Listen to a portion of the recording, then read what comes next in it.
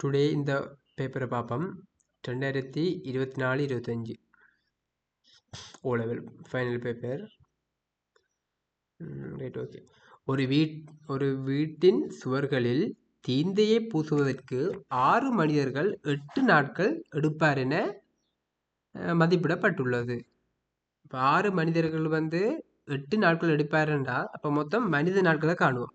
மனித நாட்கள். ஸோ 6 மனிதர் என்ன? ஸோ 6 தர 8 இப்போ என்னாரு 48 மனித நாட்கள். 48 மனித நாட்கள் என்று வந்திருக்குது. ரைட். அவ்வேலையை 3 நாட்களில் செய்து முடிக்க வேண்டுமா? அந்த 48 மனித நாளையும் 3 நாட்களில் செய்து முடிக்கணுமா? ஸோ 3 நாட்களில் செய்து முடிக்கணும் மாட்டேன். எங்களுக்கு எத்தனை பேர் வேணும்னு பார்ப்போம். எத்தனை மனிதர்கள் வேணும் என்றா நாங்கள் என்ன செய்ய போகிறோம்? 48 மனித நாட்கள் என்ன? மனித நாட்களை ஆறால் பிரிக்க போகிறோம் 3 நாட்களால். மனித நாட்களை நாங்கள் பிரிக்க போகிறோம் 3 நாட்கள் என்று போட போகிறோம். ரைட். இப்போ நாட்களும் நீங்கள் வெட்டுப்படுற மாதிரி யோசிக்கலாம். வெட்டுப்படுற மாதிரி யோசிச்சிங்கன்னா 48 3ஆல் பிரிச்சிங்கன்னா 16 மனிதர்கள் என்று தான் வரப்போகுது. 16 மனிதர்கள். அப்போ எங்களுக்கு 3 நாட்களில் அந்த வேலையை செய்து முடிக்கணுமெண்டா எங்களுக்கு எத்தனை மனிதர்கள் தேவை? 16 மனிதர்கள். ஏற்கனவே எங்கள்கிட்ட 6 மனிதர்கள் இருக்கணும். 6 மனிதர்கள் ஏற்கனவே இருக்கணும். ஸோ எங்களுக்கு மேலதிகமாக எத்தனை பேர் தேவை? 10 மனிதர்களை வேணும். மேலதிகமாக தேவைப்படுறது 10 மனிதர்கள். அப்போ இதான் கூட ஆன்சர். 10 மனிதர்கள்.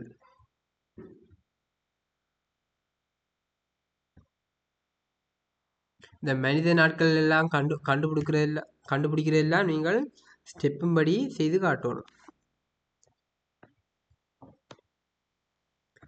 உருவில் தரப்பட்டுள்ள தகவல்களுக்கேற்ப BAEயின் பருமனை காண்க. BAE என்று சொல்றது இந்த கோணம் என்ன? BAEயின் பருமனை காண்க.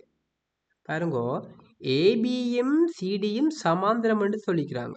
சமாந்திரம்ண்டா இந்த கோணம் உங்களுக்கு தெரியும். என்ன கோணங்கள் நினைக்கிறீங்கள்? ஒன்று விட்ட கோணங்கள். இந்த ரெண்டும் ஒன்று விட்ட கோணங்கள். ஒன்று விட்ட கோணம்ண்டா இவர் 40 பாகைண்டா அவரும் எத்தனை பாகை? 40 பாகை என்று வந்துடும். ஸோ அவரும் 40 பாகை. இனி பாருங்க, முக்கோணங்களின் அகத்தெதிர் கோணங்களின் கூட்டுத்தொகை புறக்கோணத்துக்கு சமன். ஸோ இந்த 40ஐயும் BAE இந்த கோணத்தையும் கூட்டினா எங்களை 70க்கு சமன் என்று வரும். ஸோ அதை நேரடியாகவே பார்த்து போடலாம். இங்கே 70 இருக்கண்டா இங்கே 30. ஸோ 30 40 கூட்டினோம் என்ன வரப்போகுது? 70 இந்த கோணத்துக்கு சமனாக வரும். ஸோ அதை நாங்கள் ஸ்டெப்பும்படி செய்கை வழிப்படி நாங்கள் போட்டோம்டா BAE சக 40 பாகை சமன் 70 பாகை. ரெண்டையும் கூட்டினீங்கன்னா என்ன வரப்போகுது? 70 பாகைக்கு வரப்போகுது. இப்போ இது பாருங்க வரன். ரைட், இங்கே பாருங்க. இந்த கோணம் தான் இந்த பிளாக் கலரால் இருக்கிறேன் இவரைத்தான் நாங்கள் சொல்ல போகிறோம் இந்த முக்கோணம் அகக்கோணம். ஸோ இந்த அகக்கோணத்துக்கு எதிரான கோணங்கள் எது? இந்த கோணம் உண்டு, இந்த 40 பாகுண்டு அகக்கோணங்கள். அப்போ அதான் இந்த தேற்றம் சொல்லுது, இந்த முக்கோணத்தின் அகத்தெதிர் கோணம். அகத்தெதிரண்ட என்ன? அகத்துக்கு எதிரான கோணங்கள். ஸோ அகத்தெதிர் கோணங்களின் கூட்டுத்தொகை BAE + 40 சமன் புறக்கோணத்துக்கு சமன். புறக்கோணம் என்று சொல்கிற இதானே இந்த 70 பாகு தான் புறக்கோணம். அதைத்தான் இந்த தேற்றம் சொல்லுது. அப்போ இதுலேருந்து நீங்கள் கண்டுபிடிச்சு விடலாம் BAE என்று சொல்கிறது 30 பாகு.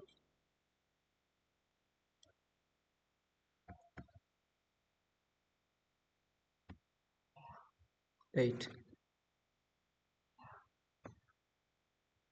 அடுத்தது அப்படி இல்லாட்டி உங்களுக்கு இப்படி இல்லாட்டி என்ன முறை ஐடியாவும் இருக்கு. எப்படி ஒரு நேர்கோணத்தின் கூட்டுத்தொகை 180 என்று சொல்லிக்கொண்டு நீங்கள் போகலாம்.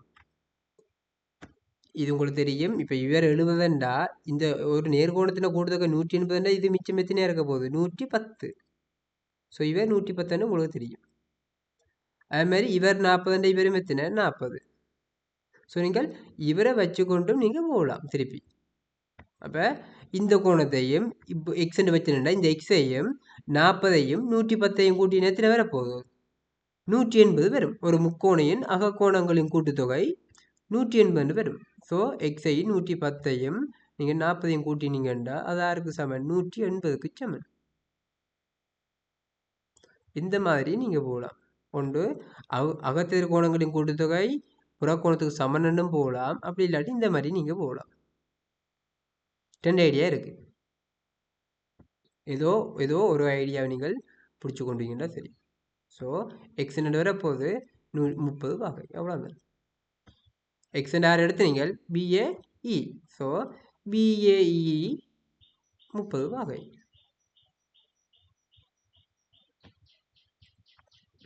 எந்த நேரமும் இந்த இப்படி BAE அப்படி பேரில் எழுத கஷ்டம்டா XY என்று பேர் வைக்கிறது. XY என்று பேர் வச்சு போட்டு எக்ஸை கண்டு போட்டுட்டு கடைசியாக ஆன்சரில் நீங்கள் BAE கேள்வி கேட்ட மாதிரி நீங்கள் மாற்றி கொடுக்கலாம். எல்லா ஸ்டெப்லையும் BAE கோடம் BAE என்று எழுதி கொண்டு நிற்கணும் என்று அவசியம் இல்லை. எக்ஸெண்ட் வச்சு போட்டு செஞ்சால் சரி. அடுத்தது சுருக்குக என்ன பார்க்கணும் பொமசி பார்க்கணும். பொமசி பார்க்குறாக்கு மேலே பாருங்கோ இந்த நம்பர்ஸ்களை விட்டு போட்டு மற்றது மாறியில் பார்ப்போம். இங்கே எக்ஸ் இருக்குது, இங்கே முறை எக்ஸ் இருக்குது, இங்கே முறை எக்ஸாக இருக்குது. இப்போ மொத்தமாக வர பொமசி என்னது எக்ஸ் தான் வரப்போகுது. உதாரணத்துக்கு இங்கே 12 எக்ஸ் வர்க்கம் இருந்தாண்டா எக்ஸில் எது அது கூடிய எடுக்கோ அதான் பொமசியாக வரப்போகுது. அப்போ எங்களுக்கு பொமசி எக்ஸ் வர்க்கம் வரும். இப்போ எங்களுக்கு எக்ஸ் இருக்கிறபடியா மூன்றுலையும் எக்ஸ் தான் வரப்போகுது பொமசியா.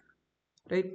இனி எக்ஸை பார்த்துட்டேன். இனி நம்பர்ஸை பார்க்குறது 3 இருக்குது, 6 இருக்குது, 12 இருக்குது. ஸோ இவ்வளோத்துக்குமே நம்ம பொமசி 12. பொமசி பார்க்க தெரியாதாக்கலண்டா இப்படி பிரித்து பார்க்கணும் 3, 6, 12. சில நேரம் நேரடியாகவே பார்க்கலாம். இதில் பிரிக்கிறது 2 பிரிக்கிறது. அப்போ 3 அப்படியே வரும், 6க்குள்ள 2 3 முறை, அங்கால 6 முறை, 6, 12 திருப்பி 2 பிரிக்கலாம். ஸோ 3 அப்படியே வரப்போகுது, அடுத்த 3 அப்படியே வரப்போகுது, 2 3 6. இனி 2 பிரிக்கலாது, அடுத்த 3 பிரித்து விட்டோம்னா 1 1 1. இவ்வளோ நம்பர்ஸை நீங்கள் பெருக்கினா வாரதா நின்னது கூட பொமசி 3 2 6 8 12. அதுதான் இப்படி போட்டிருக்கோம். பெரிய கஷ்டமான பொமசிகள் நீங்கள் இப்படி போட்டு பார்க்கலாம். மற்ற இதுகள் எல்லாம் ஈஸியாகவே பார்க்கலாம். நீங்கள் பொமசியாக போடுற நம்பர் இந்த 3 நம்பரும் அடங்கக்கூடிய மாதிரி இருக்கணும். 3 அதுக்குள்ள அடங்கக்கூடிய மாதிரி இருக்கணும். அதாவது பிரிவிடக்கூடிய மாதிரி. 12 3 பிரிக்கலாம், 12 6 பிரிக்கலாம், 12 12 பிரிக்கலாம். ஸோ அந்த மாதிரி. ரைட். இனி பார்க்கணும் நாங்கள் 12xக்குள்ள 3x எத்தனை முறைன்னு பார்க்கணும். என்ன எத்தனை முறை 4 முறை. என்ன ஏன் 3xை 4 பிரிக்கினா தான் 12x வரும். ஸோ 4 முறை. அப்போ மேலே இருக்க அந்த 4 முறை மேலே இருக்க 2 இருக்க போகுது. 4 2 8 ப்ளஸ் அடுத்தது 12xக்குள்ள 6x எத்தனை முறை 2 முறை. 2ஆல் 6xை பெருக்கினா தான் நீங்கள் உங்களுக்கு 12x வரும். ஸோ அங்கே மேலே 2. அப்போ என்ன வரப்போகுது அந்த 5 2 பெருக்க போகுது. எத்தனை முறையோ அத்தனை முறை பெருக்க போகுது. -7 தர 12xக்குள்ள 12x எத்தனை முறை 1 முறை. மேலே என்ன வரப்போகுது 4 2 8, I2 10, -7 கீழே 12x. ஸோ 3 எத்தனை வரப்போகுது 11 வரப்போகுது. உங்களோட ஆன்சர் 11 12x.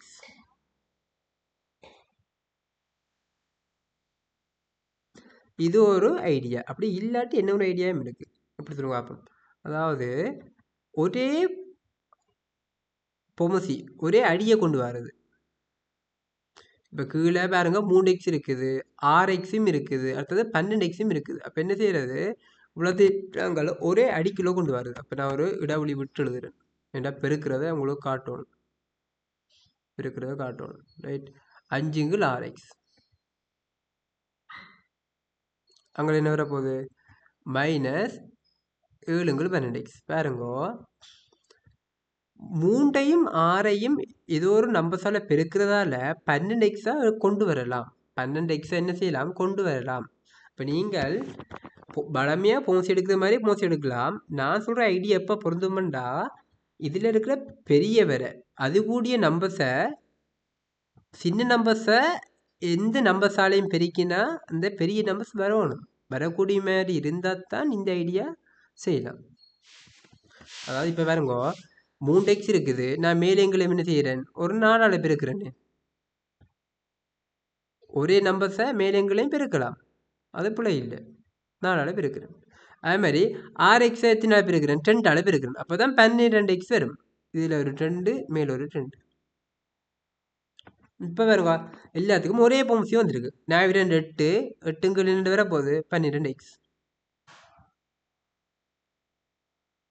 சக I2 10, 10ங்கள் 12x.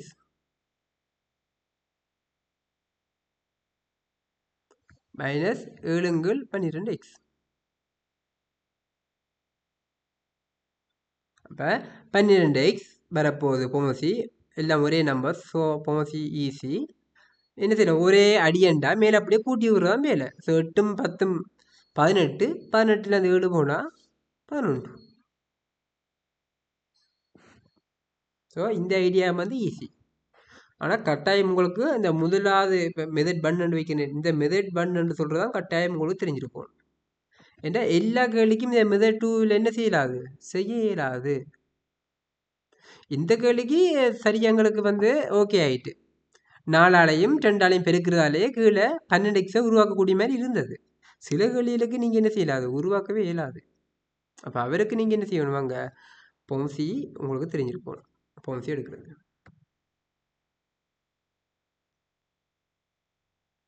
அடுத்து, கீழே தரப்பட்டுள்ள வடிவங்களுக்கிடையே முக்கோண குறுக்கு வெட்டுள்ள ஒரு செவ்வரியத்தின் நம்மள செவ்வரியம் முக்கோண குறுக்கு வெட்டு என்ன? ஸோ முக்கோண சேப் இருக்கும் குறுக்கு வெட்டு.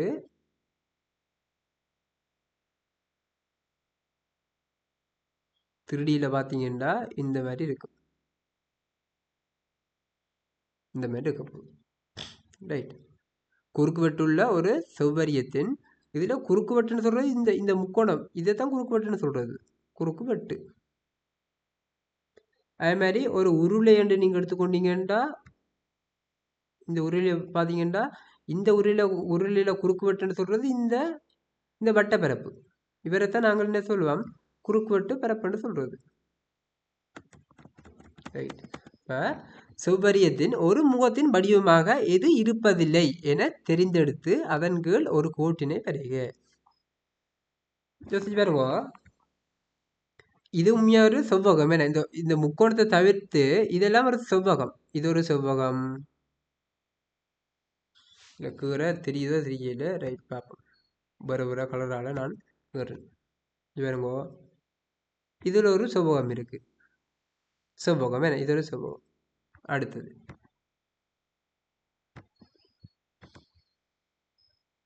இது ஒரு செவ்வகம். திருடியில் பார்க்கணும். சும்மா 2Dயில் பார்த்தீங்கன்னா இதை பார்த்தீங்கன்னா உங்களுக்கு சரிவகம் மாதிரி தான் தெரியும். சரிவம் இல்லை, சாய் சதுரம் மாதிரி. ஆனால் அது நீங்கள் 3Dயில் பார்க்கும்போது ஒரு சரியான செவ்வகமாக தான் இருக்கும். அடுத்தது மூன்றாவது பக்கம் இது இவர் இந்த இப்படி இருக்க போகுது. கீழே ஒரு செவ்வகம், இஞ்சால் சைடில் ஒரு செவ்வகம், அங்கால் சைடில் ஒரு செவ்வகம். அப்போ மொத்தம் 3 செவ்வகம் இருக்கும். 2 முக்கோணம் குறுக்குவெட்டு இருக்கும். முக்கோணம் குறுக்குவெட்டு இருக்க போகுது. அப்போ இதில் வந்து சாய் சதுரம் இருக்குமோ? சாய் சதுரம் இருக்காது. இது போல செவ்வகம் இருக்கலாமா? செவ்வகம் இருக்கலாம். இப்போ நான் இருக்கிற படம் செவ்வகம். அதே மாதிரி சதுரமும் இருக்கலாம் தானே? அந்த நீளத்தை குறைச்சி விட்டோம்னா சதுரத்துக்கு ஏற்ற மாதிரி ஒன்று எடுக்கிறது. இந்த இப்படி இப்படி குறி விட்டோம்னா ஒரு இதாக வரப்போகுது. இங்கே வரப்போ ம் சதுரம். இங்கே இது ஒரு சதுரத்தின் ஷேப். இது ஒரு சதுரம். அது மாதிரி அங்கால இருக்கிற ஒரு சதுரம். இதுவும் ஒரு சதுரம். கீழையும் ஒரு சதுரம். ஸோ நாங்கள் சதுரத்திலேயும் உங்களுக்கு என்னது அரியும் செய்யலாம். அப்போ இதில் சதுரமும் வரும், என்ன செய்யலாம், செவ்வகமும் வரும். அப்போ எங்களுக்கு இதில் வராதது சாய் சதுரம்னு சொல்கிறது வரைய வராது. சாய் சதுரம்னு சொல்கிறது என்னது, சதுரத்தை அப்படி சரிச்சமெண்டா சாய் சதுரம். இது சதுரம். சும்மா சதுரம் பண்ணீங்க, இது ஒரு சதுரம். இந்த சதுரத்தை ஒற்றை பக்கம் சாய்ச்சி விட்டோம்னா அவர் நாங்கள் சொல்லுவோம் சாய் சதுரம். அதாவது ஒரு இணைகரம். இவர் ஒரு சாய் சதுரம் பாருங்க. இல்லை நீளம் வந்து ஒரே நீளங்கள் தான். இது ஒரு 5 சென்டிமீட்டர்ண்டா 4 பக்கமும் 5 சென்டிமீட்டர். ஆனால் என்ன இருக்காது, செங்கோணமே இருக்காது. இது செங்கோணமே இருக்காது, இது ஒரு விரிகோணமே இருக்கும். இப்போ இவர் முறை என்னது, இவரைத்தான் நாங்கள் சொல்றது சாய் சதுரம். சதுரம் சாய்ஞ்சு இருக்கிறது, ஒற்றை பக்கம் சாய்ஞ்சு இருக்கும், அதான் சாய் சதுரம். அப்போ எங்களுக்கு வேற ஆன்சர் என்னது, சாய் சதுரம் மட்டும்தான் எங்களுக்கு வராது. அரியத்தில் ஒரு காலமும் சாய் சதுரம் என்ன செய்யாது, வராது. உங்களுக்கு இதை திருடியில் பார்க்கத்தான் சாய் சதுரம் மாதிரி தோணும். ஆனால் சரி, உங்களுக்கு இந்த இப்போ இப்படி 2Dலேயே இப்படி படத்தை யோசிச்சிங்கன்னா உங்களுக்கு சாய் சதுரம் தானே இருக்குது, சதுரம் சரிஞ்சு தானே இருக்குன்னு தான் நீங்கள் யோசிப்பீங்க. ஆனால் உண்மையாக நீங்கள் திருடியில் நீங்கள் இமேஜின் பண்ணி பார்த்தீங்கன்னா அது வந்து செவ்வகமாக தான் இருக்கு. சரியோ, ரைட். அடுத்தது, தரப்பட்ட வட்டவரைவில் காட்டப்பட்டுள்ள தகவல்களுக்கேற்ப நாடகமும் அரங்கியலும் என்னும் பாடத்தை கற்கும் மாணவர்களின் எண்ணிக்கை 30 எனில். ஸோ நாடகம் அரங்கியல் எத்தனை வகையில் குறிச்சிருக்காங்க, 20 வகையில் இருக்குது. ஸோ இந்த 20 வகையால் எத்தனை பேரை குறிச்சிருக்கணும், 30 ஸ்டூடெண்ட்ஸ் வந்து இதில் இருக்கணும். 20 வகையால் 30 பேரை குறிச்சிருக்கணும், ரைட். நாட்டியம் என்னும் பாடத்தை கற்கும் மாணவர்களின் எண்ணிக்கை யாது? நாட்டியம் என்னும் பாடத்தை கற்கும் மாணவர்களின் எண்ணிக்கை யாதுன்னு கேட்டால் நாங்கள் முதல்ல காண வேண்டியது நாட்டியத்தை எத்தனை பாகையால் வகை குறிச்சிருக்கணும் என்று காணும். எத்தனை வகையில் வகை குறிச்சிருக்கணும், இது பாருங்கோ 90, இது 20. உங்களுக்கு தெரியும் இவ்வளோ ஒரு நேர்கோட்டத்தின கூட்டுத்தொகை இவ்வளோ 180, இவ்வளோ 180. ஸோ இவர் நீங்கள் எக்ஸ்டெண்ட் வச்சிங்கன்னா இங்கே ஆல்ரெடி ஒரு 90 இருக்குது. 90 20 எத்தனை, 110. 110ண்டா இந்த எக்ஸ்டெண்ட் இருக்க போது 70 பாகை. மொத்தமாக கூட்டினீங்கன்னா 180 வரணும். இல்லாட்டி உங்களுக்கு நான் ஸ்டெப்பும் படி செய்கிறேன்னா இப்படி செய்வேன். எக்ஸாக 90 என்ன, இதில் இருக்கிறது 90, சங்கீதம் என்று சொல்கிறது 90. ஸோ எக்ஸாக 90.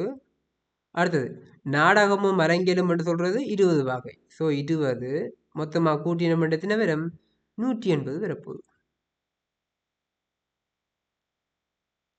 எக்ஸாக 90 20 110 ஈக்குவல் டு 120ண்டா உங்களுக்கு எக்ஸ் என்ன வரப்போகுது, 110 ஈக்குவல் டு 180 என்ன, சாரி 180.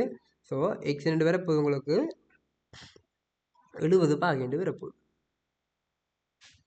இப்படிதான் நீங்கள் அதை காணப்படுறீங்களா. இப்போ நீங்கள் முதலாவது அந்த கோணத்தை கண்டுபிடிக்கணும். நாட்டியம் என்று சொல்கிறது 70 பாகையால் வகை குறிச்சிருக்கணும். இப்போ எங்களுக்கு கேட்ட கேள்வி நாட்டியம் என்னும் பாடத்தை கற்கும் மாணவர்களின் எண்ணிக்கை பாருங்க, எப்படி காட்டுறேன், ஈஸி. 20 பாகையால் எத்தனை பேர் வகை குறிச்சிருக்கணும்,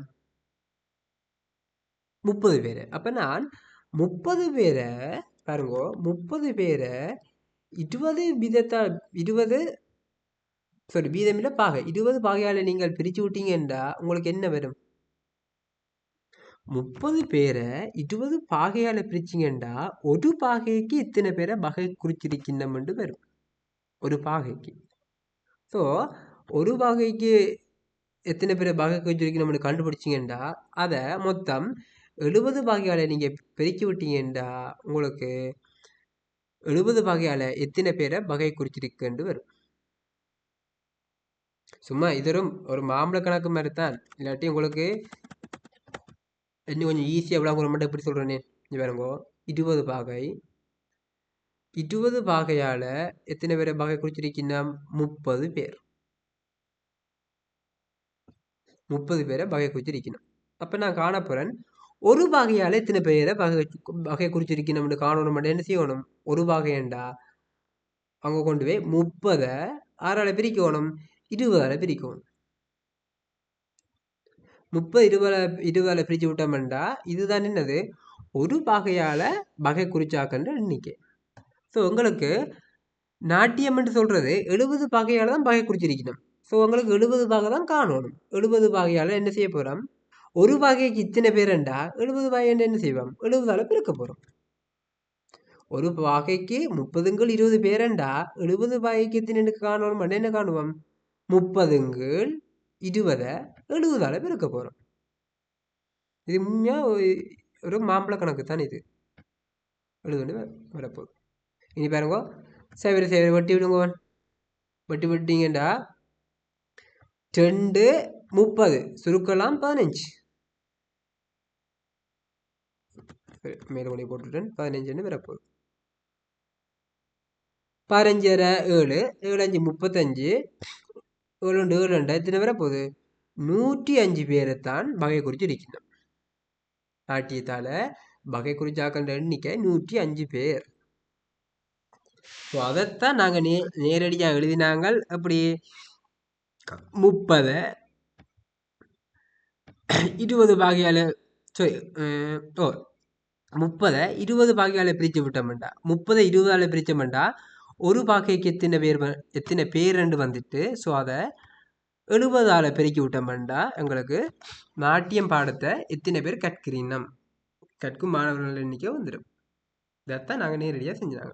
அப்போ நீங்கள் வளர்ந்து சுருக்கி விட்டீங்கன்னா என்ன வரப்போகுது 105 மாணவர்கள் 105 மாணவர்கள் தான் நாட்டிய பாடத்தை கற்கிறோம். ரைட். அடுத்தது தரப்பட்ட வட்டத்தின் மையம் O ஆகும். நேர்கோடு DOCயினால் நான் AB இருசம கூறப்படுகிறது. பாருங்கோ இந்த மையம் O ஆகும். இந்த வட்டத்தின் மையம் DOC அந்த ஒரு நான் அந்த நான் AB என்ன செய்யுது இருசம கூறுடுது. அப்போ இருசம கூறுடுதுன்றா உங்களுக்கு பார்த்துடனே விளங்கிடும் இவர் எத்தனை பாகையாக இருக்குன்னு நினைக்கிறீங்க 90 பாகை 90 பாகைன்னு வரப்போகுது. அதாவது பாருங்கோ ஒரு வட்டத்தில் இருந்து கொண்டு இது ஒரு நான் பாருங்கோ இவர் ஒரு நான் ஒரு வட்டத்திலேருந்து சும்மா ஒரு புள்ளியில இருந்து கொண்டு இருசம கூறு விடலாம். நீளம் தானே நீளத்தை இருசம கூறு விடலாம். ஆனால் இந்த கோணங்கள் என்ன கோணம் இது வேற கோணம் இதில் 90 பாகையே இல்லை. ஆனால் இங்கே என்ன சொல்கிறாங்க ஒரு மையத்துக்களால் ஒரு விட்டம் என்ன செய்ய போகுது அந்த நானை இருசம கூறுடுது. அப்போ மையத்துக்குள்ளால நீங்கள் ஒரு கோடு கீறி அதை இருசமாக கூறுட்டீங்கன்னா அது கட்டாயம் என்னவா இருக்கும் செங்கோணமாக தான் இருக்கணும். கட்டாயம் செங்கோணமாக தான் இருக்கும். ஸோ உங்களுக்கு அது செங்கோணம் மட்டும் எங்களுக்கு தெரிஞ்சுட்டு அப்போ இவர் 90 பாகை இவர் 90 பாகை. இனி என்ன சொல்லிக்கிறாங்க கேளிலே எல்லாம் இருக்கு. அடுத்தது CDB இது CDB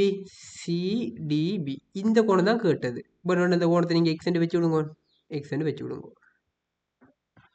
இது ஒரு வட்ட நாட்பக்கலண்டா உங்களுக்கு தெரியும். வட்ட நாட்பங்களின் எதிரெதிர் கோணங்களை கூட்டினீங்கண்டா எத்தனை வரும் 180 வரும். வட்ட நாட்பக்களின் இதில் வட்ட நாட்பக்கல் சொல்றது ABDE ACDE ஒரு வட்ட நாட்பக்கலாண்டு கேட்டா இல்லை. ACDE ஒரு வட்ட நாட்பக்கலாண்டு கேட்டீங்கண்டா இல்லை.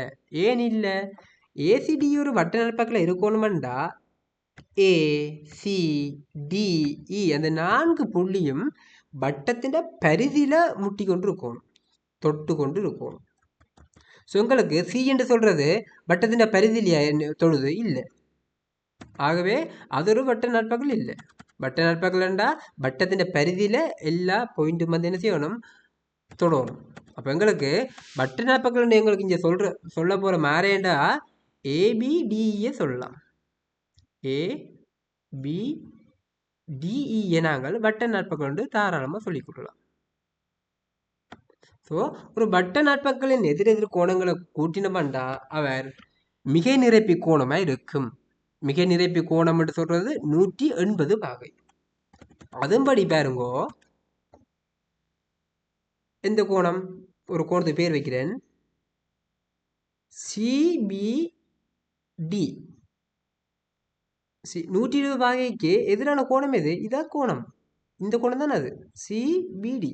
ஸோ சிபிடியையும் சக 120 பாகையை நீங்கள் கூட்டினீங்கண்டா எத்தனை வரும்? 180 வரும். பட்டன் நாற்பக்கலின் எதிரெதிர் கோணங்களை கூட்டினீங்கண்டா 180. ஸோ இதிலிருந்து நீங்கள் சிபிடியை காண்டிங்கண்டா என்னோட வரப்போகுது, அது 60 பாகை. அது 60 பாகை. ரைட். இப்போ நீங்கள் என்ன போகலாம், அது 60 பாகைன்னு கண்டுபிடிச்சிட்டீங்கண்டா முக்கோணியின் அகக்கோணங்களின் கூட்டுத்தொகை நீங்கள் 180 நீங்கள் போகலாம். ஸோ இப்போ எக்ஸைஎம் சக இதில் ஒரு 90 இதில் ஒரு 90, எக்ஸ் சக 90 சக 60. எந்த முக்கோணி? முக்கோணி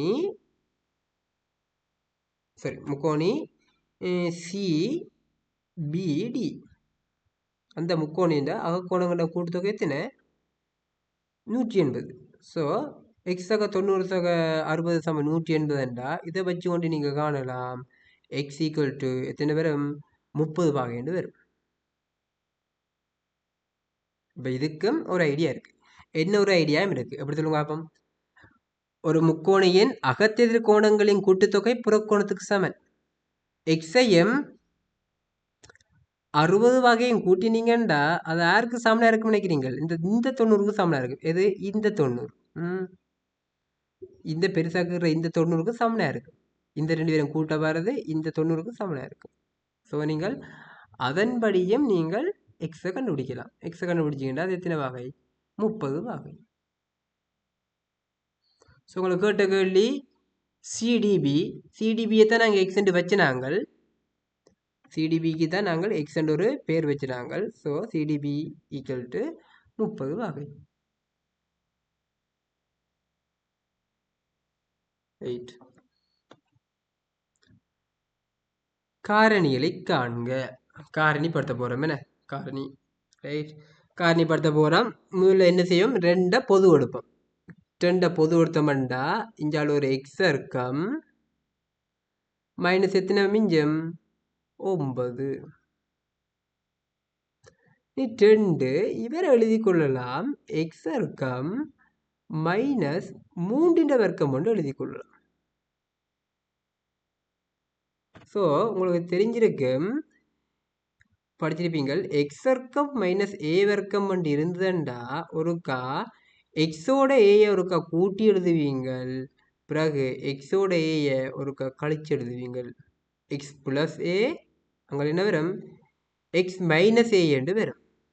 ஸோ அதே வடிவம் தான் இப்போ எங்களுக்கு இருக்குது. எக்ஸ் வர்க்கம் மைனஸ் 3 வர்க்கம். அப்போ 2 அப்படி இருக்க போது எக்ஸ் வர்க்கம் மைனஸ் 3 வர்க்கம் வேண்டாம். நீங்கள் என்ன எழுதுவீங்கள்? எக்ஸோட ஒருக்கா 3 கூட்டி எழுதுவீங்கள். எக்ஸோட 3 வந்து அட் பண்ணி எழுதுறது. பிறகு நீங்கள் என்ன செய்ய போறீங்க? எக்ஸோட 3 வந்து மைனஸ் பண்ணி எழுத போறீங்க, கழிச்சு எழுதுவீங்க. அவ்வளோதான். இதுதான் காரணிகளை காண்க. காரணிகளை கண்டுட்டோம். ரைட். 10 அடுக்கு என்ன? 10 அடுக்குல 0.6375 சமன் 4.34 என கொண்டு எல்ஜி 49.4 பெருமானங்களை காண்க. இதுக்கும் ஒரு 2-3 ஐடியா இருக்கும். நான் இந்த ஐடியாவும் சொல்றேன். முதல்ல பாருங்கோ, ഇതിന്റെ பெருமானம் தான் எனக்கு காணணும். ഇതിന്റെ பெருமானம் உங்களுக்கு தெரியும். எல்ஜி என்ற என்ன? ஃபர்ஸ்ட் எல்ஜி என்ற நான் உங்களுக்கு சொல்லியிருக்கிறேன். சரி, ஒரு ஸ்டெப் வெளியே போட்டு நான் போகிறேன். எல்ஜி 43.4 4. எல்ஜி என்ற என்ன மீனிங்? அடி 10 கொண்ட மடக்கை தான் எல்ஜி. ஸோ எல்ஜிக்கு பதிலாக நாங்கள் 6 போட்டோம்னா லொக் அடி 10 அவ்வளோதான் போடலாம். எல்ஜிக்கு பதிலாக போட்டுட்டோம். அப்போ 43.4 அப்படியே இருக்க போகுது. ஸோ நாங்கள் இதுண்ட பெருமானம் தான் காணணும். இவ்வளோத்தின் பெருமானம் தான் காணணும். அப்போ நான் என்ன செய்கிறேன், எனக்கு 4.34 பெருமானம் தெரியும். 10 அடுக்கில் 0.6375. அப்போ அதை வச்சுக்கொண்டு நான் 43.4 காணலாம். எப்படி காணலாம் பாருங்க. 2 பக்கம் என்ன செய்கிறேன், 10 பெருக்கி விட்றேன். சரி, இப்போ நம்மள இங்கே அதே மாதிரி ஒரு ஸ்டெப் வெளியே போட்டு நான் உங்களுக்கு செய்து காட்டுறேன். 0.6375 ஈக்குவல் டு 4.34. எனக்கு யார் வேணும்? 43.4. ஸோ ஒரு 2 பக்கமும் ஒரு 10 பெருக்கினா தான் அந்த 4க்கு பின்னுக்கு இருக்கிற தசம் 3க்கு பின்னுக்கு போகும். ஸோ இவர் அப்படியே வரப்போகுது. இதில் ரைட் 0.635 ஈக்குவல் டு 10 பெருக்கின மட்டும் என்ன வந்துடும்?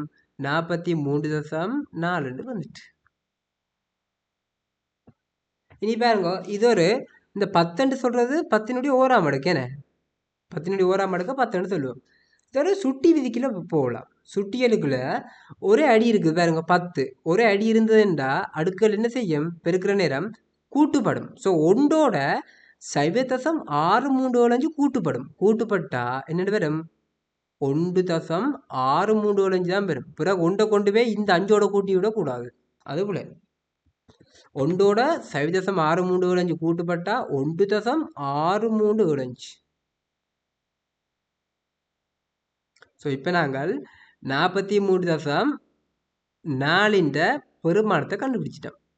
10 1.6375. இப்போ அதை கொண்டு வந்து இப்படியே போடுவோம். இதில் அவ்வளோதான் கொண்டு வந்து பிரதிட்டு விடுவோம். லொக் அடி 10 இருக்க போது 43.4க்கு பதிலாக நாங்கள் 10 என்ன போடலாம்? 1.6375. இனி இந்த 1.6375 முன்னுக்கு போவோம். என்ன அது வந்து முன்னுக்கு போச்சுட்டா 1. அதாவது இது எப்படி முன்னுக்கு இது எப்படி நடக்குமெண்டா, இது பாருங்கோ, இந்த மடக்கையில் இருக்கிற அடி என்று சொல்றது உங்களுக்கு 10 அடி 10. இந்த 10 சொல்றது அடுக்கு. இந்த 10க்கு இந்த 1.6375 சொல்றது அடுக்கு. ஸோ அடுக்குக்கு அடுக்கு இருந்ததுண்டா அந்த அடுக்கு என்ன செய்யும்? முன்னுக்கு போகும்.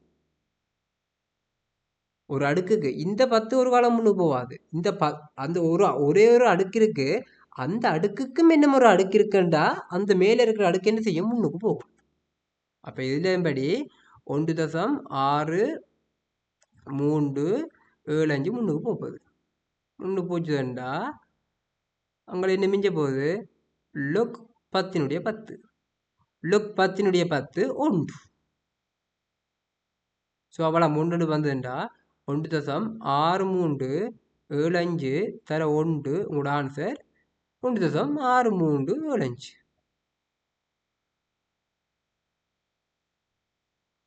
விளங்காத ஆக்களுக்கு நான் வடிவ சொன்னபடியா அவ்வளோ கொஞ்சம் நிறைய ஸ்டெப் மாதிரி உங்களுக்கு தோணும். ஆனால் உங்களுக்கு விஷயம் தெரிஞ்சாக்கள் மட்டும் பண்ண செஞ்சுருவீங்க. அப்போ உங்களோட ஆன்சர் வந்து 1.6375. இப்போ இது ஒரு ஐடியாக்கில் இருக்குது. என்ன ஒரு ஐடியாவும் இருக்குது. என்ன சொல்லுவாங்க? அப்போ பெருமானத்தை நேரடியாக காண்றது. அதாவது இங்கே பாருங்கோ, இந்த எழுதுறேன். உங்களுக்கு யார் வேணும்? 43.4 தானே வேணும். அப்போ என்ன செய்கிறோம்? 2 பக்கமும் 10 பிரிக்கினாங்க. இந்த லைன்லேருந்து இந்த லைன்லேருந்து கொண்டு போகிறது. சரியா? இந்த லைன்லேருந்து கொண்டு 10 பிரிக்கிற மாதிரி இந்த லைன் வந்துடும். இந்த லைன் வந்துடும். இந்த லைனுக்கு பிறகு 2 பக்கம் இந்த சுட்டி விதிகள் யூஸ் பண்ணிங்கன்னா இப்படி வந்துடும். என்னென்னு வந்திருக்கு? 10னுடைய 1.6375 ஈக்குவல் டு 43.4. உங்களுக்கு என்ன கேள்வி? எல்ஜி உங்களுக்கு கேள்வி. அப்போ ஃபர்ஸ்ட் இவர் என்ன செய்யறது? இவரை மடக்கைக்கு மாத்துறது. மடக்கைக்கு மாற்றினோம்னா 10 அப்படியே இருக்கும். 10க்கு மேலே எது வரும்? 43. சரி, லோக்கை விட்டுட்டு மடக்கையை மாற்றினோம்னா லோக் அடி 10 அப்படியே தான் இருக்கும். இது இந்த அடி அப்படியே இருக்கும். ஸோ 43.4 சொல்றது அடுக்கா வரும். மிஞ்ச 1.6375 என்று சொல்றது சமனுக்கு அங்கால போகும். சுட்டியலை மடக்கையா மாத்துறது இது.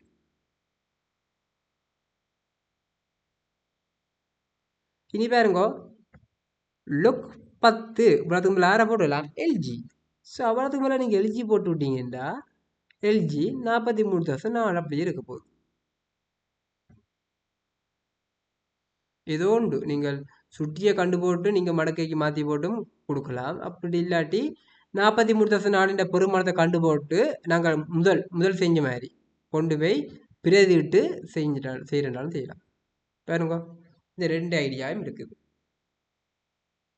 ஏதோ ஒரு ஐடியா நீங்கள் உங்களுக்கு ஈஸியாக விளங்கினதை பிடிச்சி கொள்ளுங்க.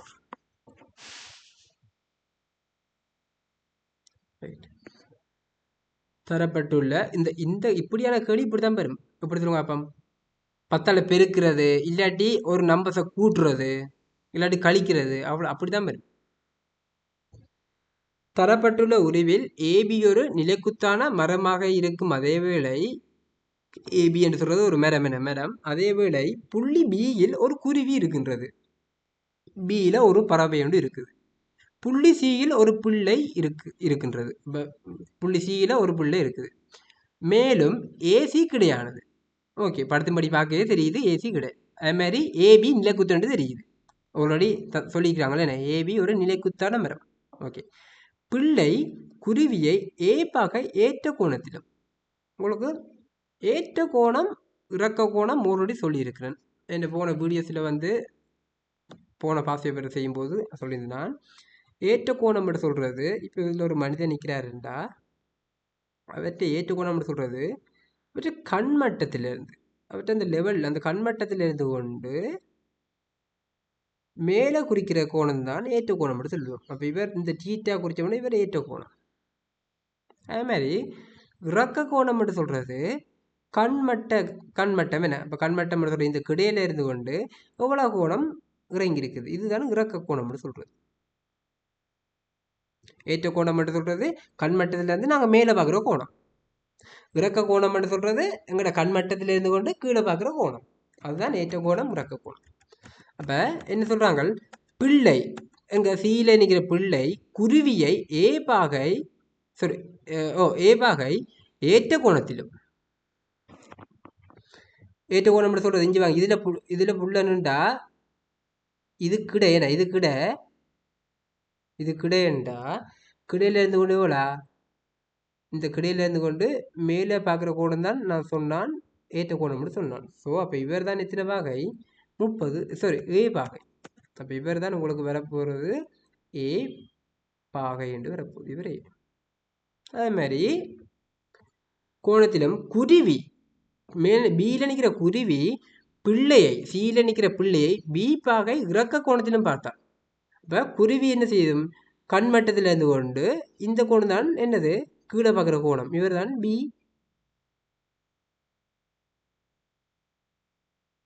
பாகை என்று வரப்போகுது. பாருங்கோ என்ன கேட்குறாங்க? உருவி அப்போ குறிச்சிட்டோம். உருவில் அக்கோணங்களை வகை குறிச்சாச்சு. ஏயிற்கும் பிக்கும் இடையே உள்ள தொடர்பை எழுதுக. ஏயிற்கும் பிக்கும் இடையே உள்ள தொடர்பை எழுதுக. ரைட், ஏக்கும் பிக்கும் இடையே உள்ள தொடர்பை எழுதுகண்டா, அதாவது இதில் ஏன் பிள்ளையின் உயரத்தை புறக்கணிக்க என்று சொல்லிக்கிறாங்க. புறக்கணிக்கிறன்ற என்ன மீனிங்? இந்த பிள்ளைக்கு உயரமே இல்லை என்ற மாதிரி தான் அதான் சொல்றது புறக்கணிக்கிறேன். நான் இப்போ சொன்ன மாதிரி ஏற்ற கோணம் இறக்க கோணம் இப்படி சொன்னான், கண் மட்டத்தில் இருந்தேன்ல சொன்னான். அப்போ பிள்ளைக்கு ஒரு உயரம் இருந்ததுன்னா நீங்கள் உடனே சொல்லுவீங்க, நினைச்சிருவீங்க புள்ளை எப்படி நின்றுதுன்றா புள்ளை என்ற கண் அங்கே இருக்கும், இங்கே கண்மட்டம் இங்கே இருந்துடும். இங்கே இருக்கும். அப்போ இங்கேருந்து பார்க்குற இந்த கோணம் தானே ஏ பார்க்க நீங்கள் படத்தில் கூட இப்படி குறிச்சு விட்ருவீங்க. இப்படி கொண்டு போய் என்ன செஞ்சிருவீங்கள்? குறிச்சு விட்டுருவீங்கள். அதைத்தான் அவன் சொல்லிக்கிறான். பறவைக்கு ஒரு உயரத்தை நாங்கள் புறக்கணிக்கலாம், பறவையின் உயரத்தை. அதே மாதிரி பிள்ளையின் உயரத்தை என்ன செய்யணுமா? புறக்கணிக்கட்டுமா. அப்போ பிள்ளைன்ற கண்மட்டம் மட்டும் சொல்கிறது சீல இருக்க போகுது. அதுக்காகத்தான் அவன் சொல்லியிருக்கிறான் நீங்கள் புல விட்டுருவீங்கள், இப்படி கொண்டு போய் படத்தை குறிச்சு விட்ருவீங்க. அதுக்காகத்தான் அவன் சொல்லியிருக்கான் பிள்ளையின் உயரத்தை என்ன செய்ய? புறக்கணிக்க. இப்போ பிள்ளைடைய உயரத்தை புறக்கணிச்சிங்கண்டா புள்ளைன கண்மட்டம் எங்கே இருக்கும்? சியில். கிட்டத்தட்ட புள்ளைன தலை புள்ளைன வந்து கெட் வந்து சி என்ற புள்ளியிலேயே இருக்கிற மாதிரி நீங்கள் யோசிக்கலாம். அவ்வளோதான். ரைட். பாருங்கோ, இது ஒரு ஒன்று விட்ட கோணம். ஏன் இந்த கோடும் இங்கே பாருங்கோ, இந்த கோடும் என்னது? சமாந்திரம். இவரையும் சமாந்திரம் என்ற இந்த ரெண்டும் என்னது? ஒன்று விட்ட கோணங்கள். ஒன்று விட்ட கோணம் ரெண்டு என்னது? சமன். ஒன்று விட்ட கோணம் ரெண்டு சமன்டா ஏஎம் பியும் என்னவா இருக்க போகுது? சமனாக இருக்க போகுது. ஏ 30 பாகைண்டா பியும் எத்தனை பாகை? 30 பாகை. அதுதான் சொல்லுது. ரைட்டா? ஒரு திண்ம செவ்வட்ட உருளை. என்ன உருளை? திண்ம செவ்வட்ட உருளைண்டா செவ்வட்டம். அப்போ ஒரு அடிப்பரப்பு வட்டமாவுடைய ஒரு திண்ம. இப்படி எங்க படத்துக்கு சரி இருக்கிறேன்.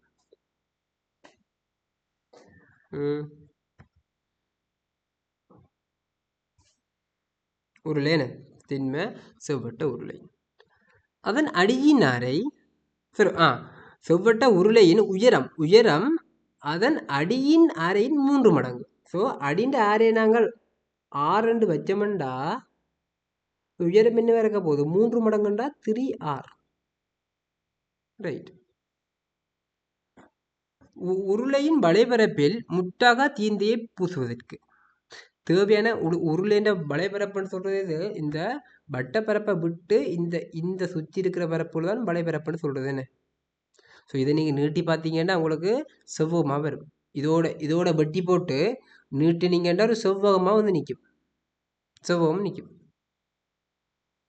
இந்த நீளம் பார்த்தீங்கன்னா 2π இருக்கும், 2πr இருக்கும்.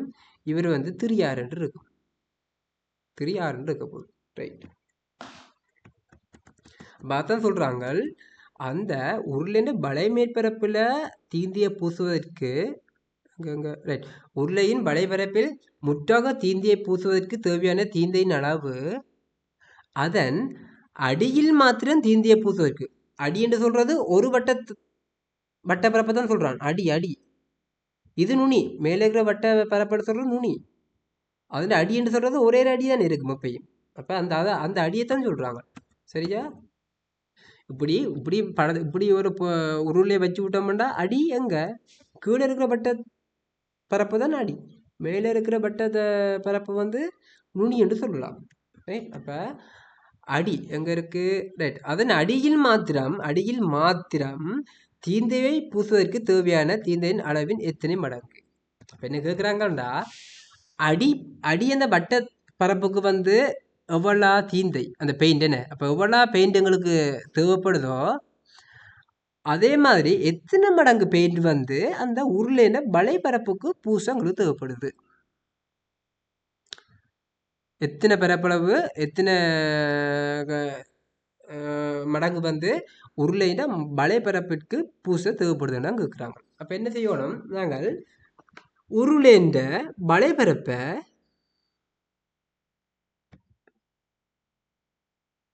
உருளையின் வளைபரப்பை நாங்கள் 6ஆல் பிரித்து விட்டா சரி. மடங்கு தானே கேட்குறாங்க. அப்போ கீழே இருக்கிற என்ன அடியின் அடி என்ன அந்த அடியின் பரப்பளவால் நீங்கள் பிரித்து விட்டீங்கன்னா சரி. அடியின் பரப்பளவு கொண்டு போடுறேன். அடியின் பரப்பளவு. இப்போ அந்த அடியின் பரப்பளவால் பிரித்து விட்டீங்கன்னா எத்தனை மடங்குட்ட வந்துடும் பரப்பளவு.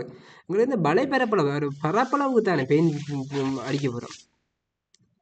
ஸோ உங்களுக்கு கீழே இருக்க வட்ட தட்டு தட்டுக்கு எவ்வளோ பெயிண்ட் தேவைப்படுதோ அதே மாதிரி பெயிண்ட் தான் எங்க எதுக்கு தேவைப்பட போகுது மேலே இந்த வலைபரப்பளவுக்கு. அப்போ அதிൻ്റെ பரப்பளவு தான் சம்மந்தப்பட போகுது. பெயிண்டின் அளவு பரப்பளவில் தான் சம்மந்தப்பட போகுது. ஸோ நாங்கள் கேட்டது வலைபரப்புக்கு பூசுகிற தீந்தின் அளவு அடிப்பரப்புக்கு பூசுகிற தீந்தையின் அளவின் எத்தனை மடங்கு அப்படின்றா நாங்கள் காண வேண்டியது அடிப்பரப்பை விட உருளைன வலைப்பரப்பு எத்தனை மடங்கால கூட எத்தனை மடங்கு என்று கண்டுவிட்டோம்னா சரி. இப்போ எத்தனை மடங்குன்னு காரணம் மட்டும் என்ன செய்வோம்? உருளைன்ற வலைப்பரப்பு தானே பெருசு. அப்போ உருளைன வலைப்பரப்பளவை அடிந்த பரப்பால் என்ன செய்ய போகிறோம்? பிரிக்க போகிறோம். அவ்வளோதான். உருளையும் வலைப்பரப்புன்னு சொல்கிறது என்னது? 2πr/h. 2πr/h. அப்போ 2πr சொல்கிறது ஆறு தான். ஹெச்ன்னு சொல்கிறது என்னது? 3r வரப்போகுது. 3r. கீழே அடிந்த பரப்பளவு என்னது? πr வர்க்கம். என்ன πr வர்க்கம்? வெட்டி விடுங்க. இதில் ஒரு ஆர், இதில் ஒரு ஆர், இதில் ஒரு ஆர் வர்க்கம் இல்லை. ஒரு பை, இதில் ஒரு பை இல்லை. ஸோ 2 6. ஸோ எத்தனை மடங்கு? 6 மடங்கு. பரப்பளவு 6 மடங்கு. என்ன அடிந்த பரப்பை விட உருளைன்ற வலைபரப்பின்ற பரப்பளவு 6 மடங்கு கூட. 6 மடங்கு கூடண்டா எங்களுக்கு தேவைப்படுற தீந்தையின் அளவும் 6 மடங்கு கூட. அவ்வளோதான். உங்களுக்கு உருளையின் வலைபரப்பின் பரப்பளவு 2πr/h தந்திருக்காங்களே. என்ன ஓகே, எல்லாம் தந்தே இருக்கிறாங்க. அடுத்தது 4 முகங்கள் 1, 3, 5, 7 என இலக்கமிடப்பட்டுள்ள ஒரு கோடாத நான்முகி வடிவ தாயக்கட்டை. ஒரு தாயக்கட்டையில் வளமை உங்களுக்கு எத்தனை இருக்கிறது? 6 பக்கம் இருக்கிறது. எங்களுக்கு இங்கே இருக்கிற தாயக்கட்டையில் 4 பக்கம் தான் இருக்குது. மிச்சம் இல்லைன்னு வைங்க. சரியா? ரைட். தாயக்கட்டையை இரு தடவை மேலே எறிவதற்கு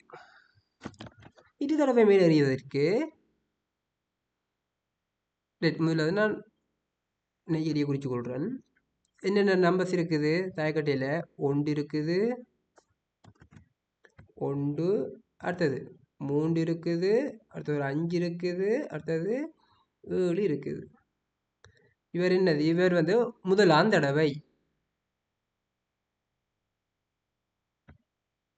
இப்படி நீங்கள் நெய்யறியில் குறித்து விட்டீங்கன்னா உங்களுக்கு ஈஸி. முதலாம் தடவை. ரைட். 2ஆம் தடவை. அடுத்த 2ஆம் தடவையிலுமே என்னது? அதே தாயக்கட்டி தான் எறிகிறோம். அப்போ 1ம் என்னென்ன முகம் இருக்குது? 1, 3, 5 இருக்க போகுது, 7 இருக்க போகுது. இவர் வந்து 2ஆம் தடவை.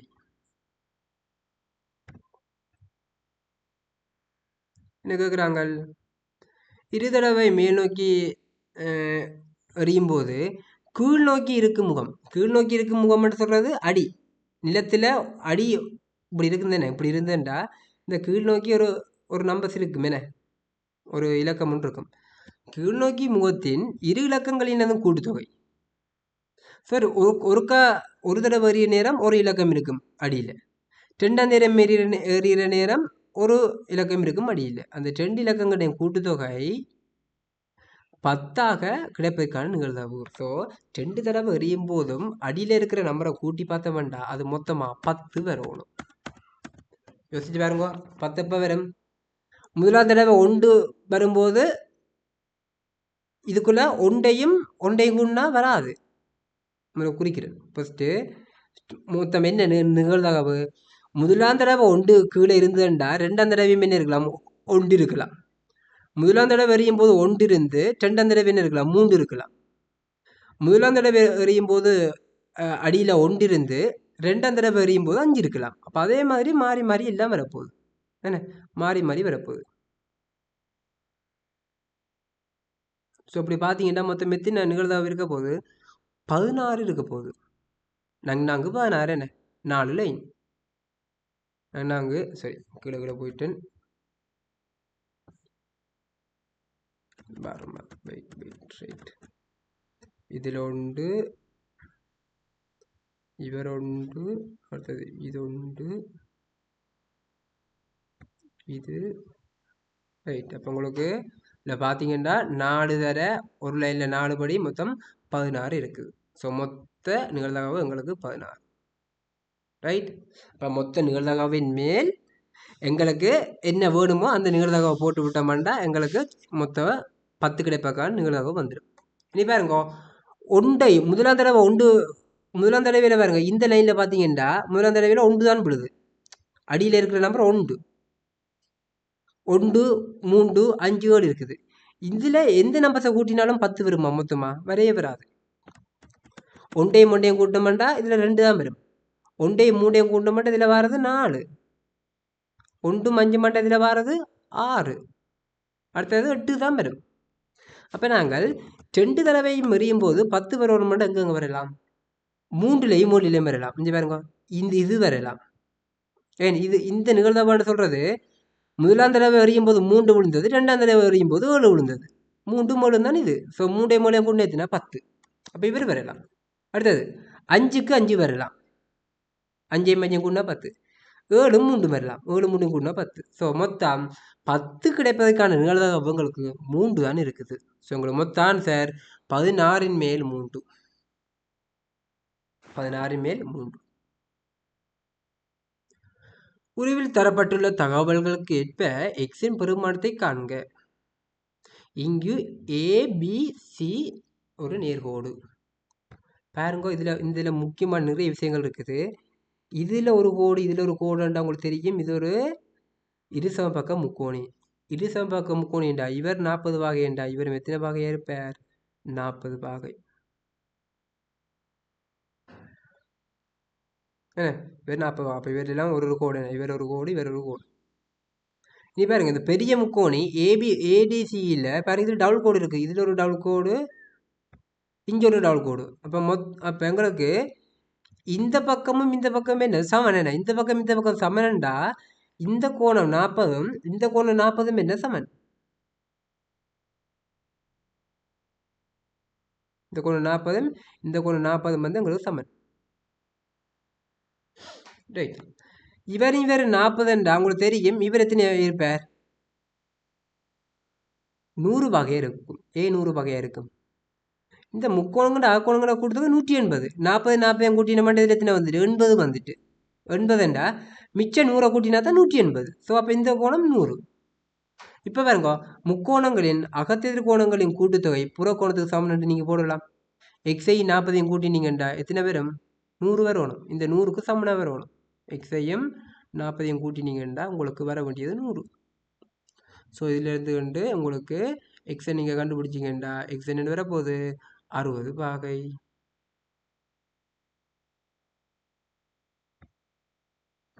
எக்ஸ் வாரது உங்களுக்கு 60 பாகைன்னு வந்துருக்கு.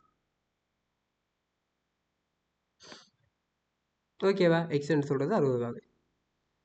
இதே மாதிரி என்ன ஒரு ஐடியாவும் இருக்குது. இப்போ சொல்லுங்க அப்போ நான் கொஞ்சம் அழிக்க போகிறேன். ரைட். 2 விதமாக போகலாம். ரைட். இந்த எந்த முக்கோணம் மட்டும் பார்க்குறேன்டா பாருங்க, முக்கோணம் நான் முக்கோணம்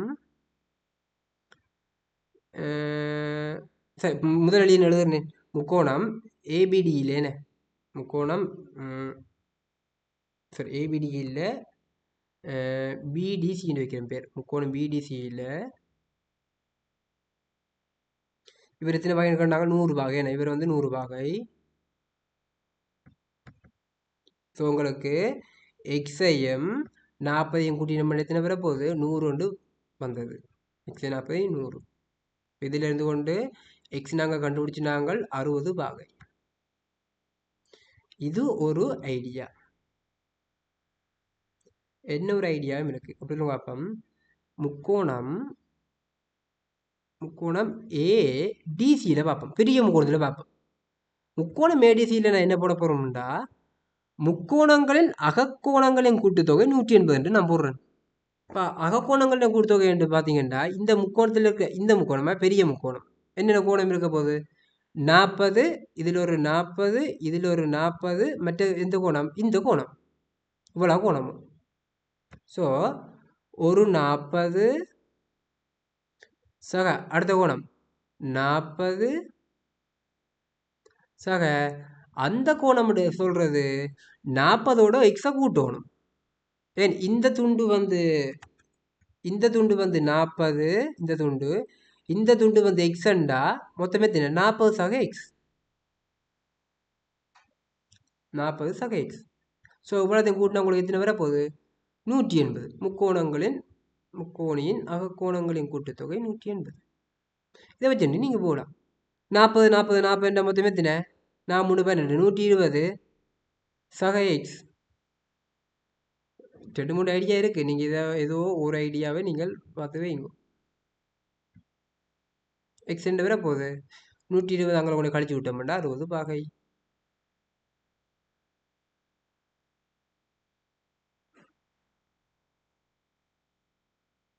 சரியா? 60 பாகைன்னு வரப்போகுது. ரைட். அடுத்து மிச்ச கொஸ்டின் வந்து நெக்ஸ்ட் வீடியோஸில் வந்து நான் போடுறேன். ஸோ நீங்கள் வந்து சப்ஸ்கிரைப் பண்ணாதாக்கள் வந்து பண்ணிக்கொள்ளுங்க. அப்போ தான் உங்களுக்கு அடுத்த ரெகுலராக போகிற வீடியோஸ் வந்து வரும். அப்போ தான் உங்களால் வந்து பார்க்கக்கூடிய மாதிரி இருக்கும் இதன் அடுத்த பார்ட் கேள்வியில் வந்து. ஸோ சப்ஸ்கிரைப் பண்ணாதாக்கள் பண்ணிக்கொள்ளுங்க.